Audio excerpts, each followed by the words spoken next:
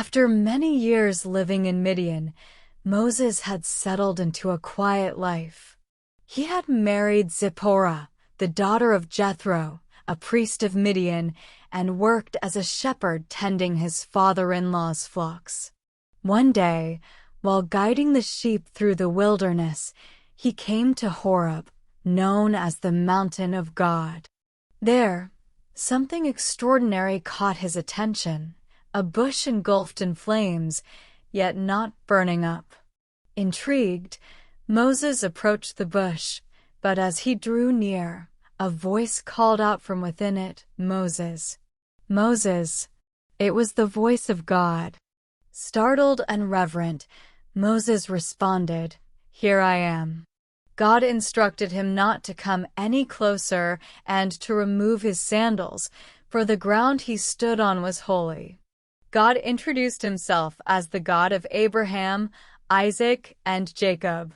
Overwhelmed by awe, Moses hid his face, afraid to look at God.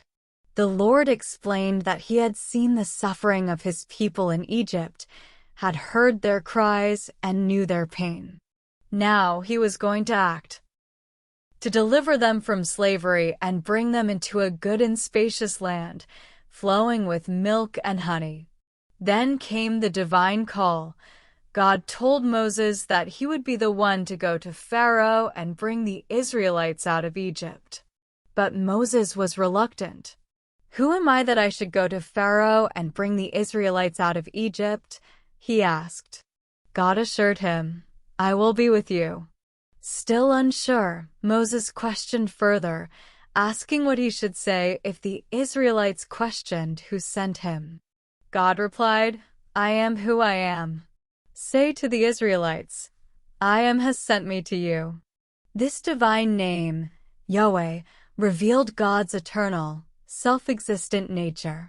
God then detailed how the elders of Israel would listen to Moses and how Pharaoh would initially resist, but that he, God, would stretch out his hand and perform wonders to compel Pharaoh to let his people go. Even with these assurances, Moses hesitated. He worried that the people wouldn't believe him. In response, God gave him 3 miraculous signs to confirm his divine commission, turning his staff into a serpent and back, making his hand leprous and then healing it, and turning water from the Nile into blood. Still, Moses pleaded, saying he was not eloquent and slow of speech. God's patience was evident, but he reminded Moses that he created the human mouth and gave speech to all. When Moses asked God to send someone else, God became angry but still compassionate. He allowed Moses' brother, Aaron, to go with him and serve as his spokesman. God promised to help both of them speak and teach them what to say. With the mission set, Moses returned to Jethro and asked for permission to go back to Egypt to see if his people were still alive. Jethro gave his blessing. God reaffirmed to Moses that those who sought to kill him in Egypt were dead. So Moses took his wife and sons, mounted them on a donkey, and began the journey back to Egypt with the staff of God in his hand. On the way, God instructed Moses on what to do before Pharaoh. He would perform miracles, but warned that Pharaoh's heart would be hardened. God also gave Moses the prophetic words to declare, "Israel is my firstborn son, and I told you, let my son go so he may worship me." As they traveled, a mysterious and sobering event occurred. The Lord confronted Moses and was about to kill him because his son had not been circumcised. Zipporah quickly circumcised the boy and touched Moses' feet with the foreskin, saying, "Surely you are a bridegroom of blood to me."